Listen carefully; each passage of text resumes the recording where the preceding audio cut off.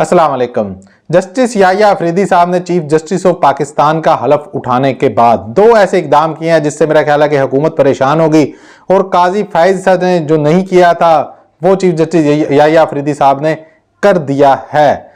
इस पर बात करेंगे हम इस वीडियो में। और क्या जस्टिस याह्या अफरीदी का चीफ जस्टिस बनना किसी डील का नतीजा है? क्या कोई गारंटी देने के बाद उनको चीफ जस्टिस बनाया गया है? और चीफ जस्टिस याह्या अफरीदी के पास इस वक्त कौन से चैलेंजेस हैं जिनका उनको सामना करना पड़ेगा?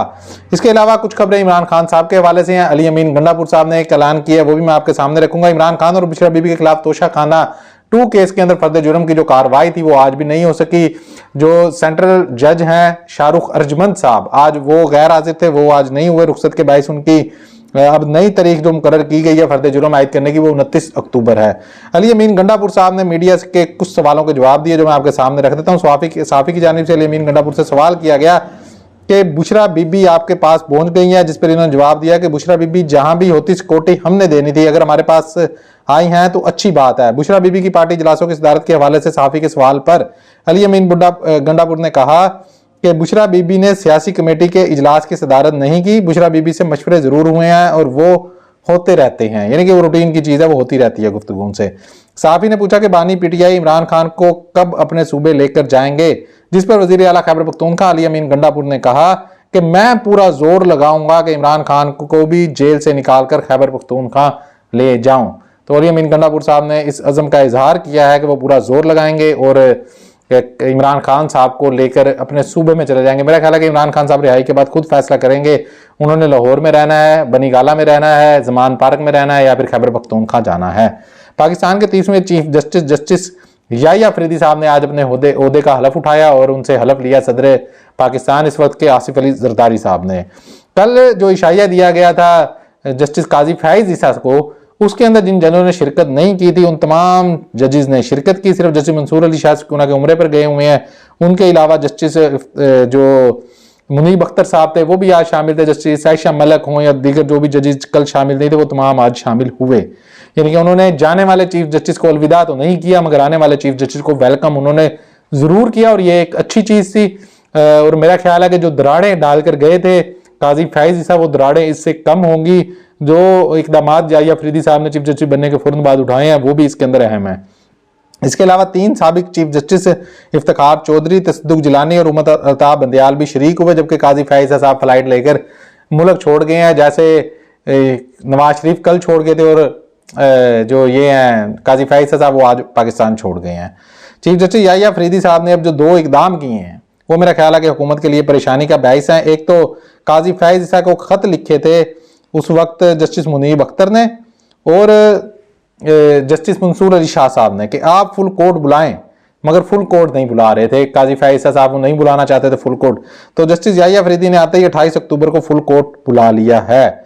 और इसके अलावा उन्होंने 28 को एक तो फुल कोर्ट बुलाया, इसके अलावा ये भी इतलात आ रही है कि उन्होंने जस्टिस मंसूर अली शाह साहब इस फुल कोर्ट में शायद शामिल ना हो क्योंकि वो उम्रे की अदायगी पर हैं, या हो सकता है कि उनको ऑनलाइन शामिल कर लिया जाए। मगर ये इतलात आ रही हैं कि जस्टिस मंसूर अली शाह साहब के आने के बाद दोबारा एक मरतबा फिर फुल कोर्ट बिठाया जा सकता है। ये बड़ा इकदाम किया चीफ जस्टिस याह्या अफरीदी साहब ने, वो इकदाम किया जो काजी फैज साहब नहीं कर रहे थे। इसके अलावा दूसरा इकदाम जो उन्होंने बहुत बड़ा इकदाम किया वो जो सदारती रेफरेंस आसिफ अली जरदारी ने भेजा था और उसके ऊपर काजी फैज ने यूं अमल करते हुए जस्टिस मुनीब अख्तर को प्रैक्टिस एंड प्रोसीजर एक्ट के तहत जो कमेटी बनी थी उस कमेटी से निकाला था ताकि जस्टिस अमीनुद्दीन को लेकर वो अपनी मर्जी का बेंच बना सके। उस कमेटी में से उन्होंने जस्टिस मुनीब अख्तर को दोबारा शामिल किया और जस्टिस अमीनुद्दीन खान की छुट्टी करवा दी है। तो अब स्नैटी के लिहाज से जो है वो जस्टिस मंसूर अली शाह और जस्टिस मुनीब अख्तर जो है वो दूसरे और तीसरे नंबर पर हैं और कुना के चीफ जस्टिस बन गए। याह्या अफरीदी साहब तो वो पहले नंबर पर है। तो अब ये 3 रुकनी कमेटी इसी तरह अपनी असल हालत में इस वक्त एक मरतबा दोबारा बन चुकी है। तो हो सकता है कि जस्टिस मुनीब अख्तर और जस्टिस मंसूर अली शाह साहब इस कमेटी के अंदर बैठ के अब फैसले किया करेंगे और बेंच बनाया करेंगे। तो ये एक अच्छा इकदाम है, इससे मेरा ख्याल है कि एतमाद की फिजा जो है वो कायम होगी आपस में जजेस की एक दूसरे पर। और इसके अलावा जो अब चैलेंजेस हैं, एक तो ये बड़ी बात की जाती है कि जस्टिस मंसूर अली शाह साहब से हुकूमत गई थी कुछ चीजें लेने के लिए कि आप इलेक्शन नहीं खोलेंगे, कुछ इस तरह के वादे उनसे लेने के लिए गई थी कि आप हमारे साथ कर लें, आपको नोटिफिकेशन जारी हो सकता है मगर आप इलेक्शन नहीं खोलेंगे, जो सिविलियन के ट्रायल वाला मसला है मिलिट्री कोर्ट्स में, उसके ऊपर खामोशी और इस तरह की चंद चीज़ें उनसे मनवाना चाहते थे। और फिर कुछ सहूलतकारों ने भी उनसे मुलाकात की कोशिश की और उनको पैगाम रसानियाँ भी होती रही, मगर उन्होंने किसी से मुलाकात ना की और ना किसी चीज़ की उन्होंने गारंटी दी। उनका दावा था कि आईन कानून के मुताबिक चलेगा, जो कुछ होगा आईन कानून के मुताबिक होगा। फिर जब उनसे मामला तय ना हुए तो उनका रास्ता रोकने का फैसला किया गया और फिर जस्टिस मंसूर अली शाह साहब का रास्ता रोक कर जस्टिस याहिया अफरीदी साहब को बनाया गया। अब सवाल यह है कि क्या जस्टिस याहिया अफरीदी साहब ने वो गारंटियां दी हैं जो गारंटियां जस्टिस मंसूर अली शाह साहब से मांगी जा रही थी? तो इसका फैसला कि क्या वाकई जस्टिस याहिया अफरीदी साहब वो गारंटियां दे चुके हैं या उन्होंने वो गारंटियां नहीं दी, इसका फैसला आने वाले दिनों में होगा जब कुछ चीजें हमारे सामने आएंगी, उनके कुछ फैसले आएंगे। बहरहाल आज जो दो अहम इकदाम उन्होंने उठाए हैं, एक उन्होंने फुल कोर्ट बुला लिया और दूसरा जस्टिस मुनीब अख्तर साहब को कमेटी में शामिल करना, ये एक ऐसे फैसले हैं जिससे लगता है कि शायद वो उस तरह से ना हो। क्यों ना कि एक प्लान हुकूमत का और भी सामने आता है कि जस्टिस याहिया अफरीदी साहब को चीफ जस्टिस बनाने का मकसद ये था कि जस्टिस याहिया अफरीदी ने जिस तरह प्रैक्टिस एंड प्रोसीजर कमेटी में जब जस्टिस मुनीब को निकालकर जस्टिस याहिया अफरीदी साहब को कहा गया कि आप ऐड हो जाएं तो उन्होंने इनकार कर दिया था। तो हो सकता है कि वो यहाँ पर भी इनकार कर दें तो फिर हमारे पास ऑप्शन खुला हो जस्टिस अमीनुद्दीन खान को बनाने का, तो फिर उस ऑप्शन पर जाया जा सकता है। एक सोच हुकूमत के अंदर ये भी पाई जा रही थी, मगर जस्टिस याहिया अफरीदी ने वो इनकार ना किया तो फिर ये वाली ख्वाहिश हुकूमत की पूरी ना हो सकी। अगर ये बात इसी तरह है तो फिर इसका मतलब होगा कि जस्टिस याहिया अफरीदी साहब उस तरह से कंप्रोमाइज नहीं है। अगर जस्टिस याहिया अफरीदी साहब ने वाकई कंप्रोमाइज हैं या वो कोई गारंटी देकर चीफ जस्टिस बने हैं, तो जो चीजें मैं अब आपके सामने रखने चाह रहा हूं, जो चैलेंजेस हैं जस्टिस याहिया अफरीदी साहब के सामने, फिर हमें उन जो मतलब के केसेज हैं अदालतों के अंदर उनसे ये चीज वाजिया हो जाएगी कि वाकई जस्टिस याहिया अफरीदी साहब कोई गारंटी देकर आए थे, उन्होंने इन मामलात को, इन केसेस को नहीं खोला। सबसे पहला मसला तो वो 26वीं आईनी तरमीम का चैलेंज उनके सामने आएगा, जिस 26वीं आईनी तरमीम के तहत उनको चीफ जस्टिस तीसरे नंबर से उठाकर बनाया गया और जस्टिस मंसूर अली शाह साहब को नजरअंदाज किया गया है। इस हवाले से सुप्रीम कोर्ट में कल भी एक दरखास्त दायर हुई थी और आज एक और दरखास्त दायर हो गई है। नई दरखास्त जो है ये एडवोकेट मियां आसिफ की जानिब से दायर की गई है, 184(3) के तहत दायर की गई है दरखास्त, जिसमें वफाकी हुकूमत, वजारत कानून और अटार्नी जनरल को फरीक बनाया गया है। दरखास्त में इस्तदा की गई है कि अदालत उज़्मा 26वीं आईनी तरमीम को कारअदम करार दे। पार्लिमान अदलिया की आज़ादी के खिलाफ तरमीम नहीं कर सकती। अदलिया की आज़ादी आइन के बुनियादी ढांचे का जुज़ है। पार्लिमान और अदालती अमूर में मुदाखलत अदलिया की आज़ादी और इंसाफ की फराहमी को मुतासर करती है। वाज़ेह है कि 2 रोज़ कबल सुप्रीम कोर्ट में 26वीं आईनी तरमीम के खिलाफ एक दरखास्त दायर की गई थी जो सीनियर एडवोकेट अफरा सियाब खटक की जानिब से दायर की गई थी। दरखास्त में नून लीग, पीपल्स पार्टी समेत तमाम सियासी जमातों को फरीक बनाया गया था। ऐसी दरखास्तें जो हैं वो मजीद भी आएंगी, पीटीआई की जानिब से भी आ सकती हैं, वकला तंजीमों की जानिब से भी आ सकती हैं, तो इसके ऊपर लाजमी तौर पर फैसला करना होगा। और इसी 26वीं आईनी तरमीम के नतीजे में तो जस्टिस याहिया अफरीदी साहब बने हैं। अगर वो इस 26वीं आईनी तरमीम को कालअदम करार दे देते हैं, क्योंकि इसके अंदर बहुत अहम चीजें हैं। एक तो 63A का फैसला जो आया, उसके अंदर जो बेंच बना था वो बेंच 2 रुकनी कमेटी ने बनाया था, हालांकि 3 रुकनी कमेटी थी। तीसरे जो जस्टिस मंसूर अली शाह साहब थे कमेटी के रुकन, वो इसके अंदर मौजूद नहीं थे।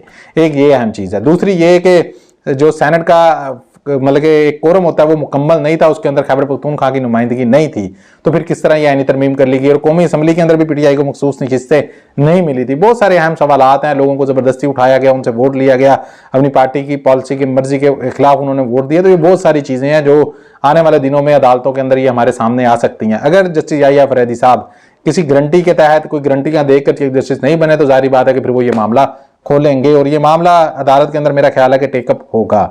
इसके अलावा जनाब प्रैक्टिस एंड प्रोसीजर कमेटी के किन जजेस को शामिल करते हैं वो खैर उन्होंने आज फैसला कर लिया कि जस्टिस मुनीब अख्तर साहब जो हैं वो शामिल होंगे। मंसूर अली शाह साहब ने मुतालबा किया था फुल कोर्ट का कि आप फुल कोर्ट बुलाएं सदारती रेफरेंस आने के बाद, तो वो मुतालबा भी तस्लीम कर लिया गया है। 26वीं आईनी तरमीम चैलेंज होगी, ये भी एक उनके सामने चैलेंज है, वो चैलेंज हो चुकी है और इसके ऊपर क्या होगा वो हम आने वाले दिनों में देखेंगे। क्योंकि आज तो हफ्ता था, हफ्ता एतवार वैसे सुप्रीम कोर्ट बंद होती है, तो मंडे से ही हमारे सामने आएंगी चीजें और मंडे को फुल कोर्ट इजलास भी बुलाया गया है। इलेक्शन धांधली की पीटीआई की दरखास्त पर समाअत होगी, ये एक अहम चीज है जिसको काजी फाइज साहब दबाकर बैठे रहे हैं। सिविलियंस के मिलिट्री कोर्ट में ट्रायल क्या ये करेंगे, ये भी जो है वो जस्टिस याहिया अफरीदी साहब के लिए चैलेंज है।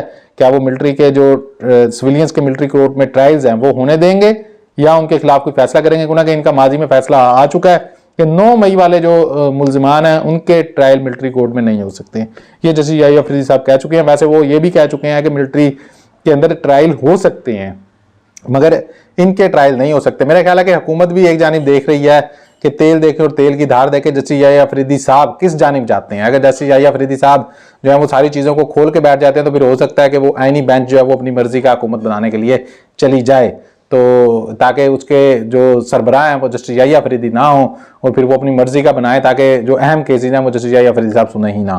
इंसानी हकूक़ की खिलाफ वर्जियों पर कोई एक्शन होगा या काजी फायद ईसा की तरह आंखें बंद की जाएंगी। इस्लामाबाद हाईकोर्ट के 6 जजेस के खत पर कोई पेशरफ्त होगी या अदलिया में बैरूनी मुदाखलत पर भी खामोश तमाशाई बने रहेंगे काजी फायद ईसा साहब की तरह। तो ये अहम चैलेंजेस हैं जो सामने आ रहे हैं। तो देखते हैं कि जस्टिस याहिया अफरीदी साहब इन चैलेंजेस का किस तरह सामना करते हैं। क्या वो जिस तरह उन्होंने बड़े एहसन तरीके से आज देखा हमने कि जब उनकी हलफबर्दारी तकरीब हुई तो तमाम जजेस जो कल इशाइये में नहीं आए थे काजी फायद ईसा को रुखसत करने के लिए, आज वो जो है वो वेलकम करने के लिए जस्टिस याहिया अफरीदी को फुल उनकी हलफबर्दारी तकरीब के अंदर मौजूद थे। उसके बाद फुल कोर्ट बुलाना और फिर जस्टिस मुनीब अख्तर साहब को प्रैक्टिस एंड प्रोसीजर कमेटी में शामिल कर लेना और जस्टिस अमीनुद्दीन खान साहब की वहाँ से छुट्टी करवाना, ये बहुत अहम चीज़ें हैं। ये वो चीज़ें हैं जो काजी फायद ईसा नहीं कर रहे थे और जस्टिस याहिया अफरीदी साहब ने आते ही वो चीज़ें कर दी हैं। इससे मेरा ख्याल है कि जो सुप्रीम कोर्ट के जजेस के दरमियान एक दरार है वो कम होगी और ये अगर 2-3 जजेस जो जस्टिस काजी फायद ईसा के ज़्यादा करीब भी थे, अमीनुद्दीन खान, नईम अख्तर अफगान, मुसरत लाली वगैरह, तो वो भी देखेंगे कि अब चीज़ें जो है वो बेहतरी की जानिब जा रही हैं तो उनको भी इसके अंदर अपना रोल प्ले करना चाहिए। बहरहाल ये तमाम मामला अभी कुछ कहना जस्टिस याहिया अफरीदी साहब के हवाले से वो कबल अज़ वक्त होगा। आने वाले दिनों में, आने वाले 1 महीने के अंदर ही हमारे सामने पिक्चर क्लियर हो जाएगी कि मामलात किस जानिब जाने हैं। मिलते हैं इंशाल्लाह अगली वीडियो में। अपना ख्याल रखिएगा। अल्लाह हाफिज़।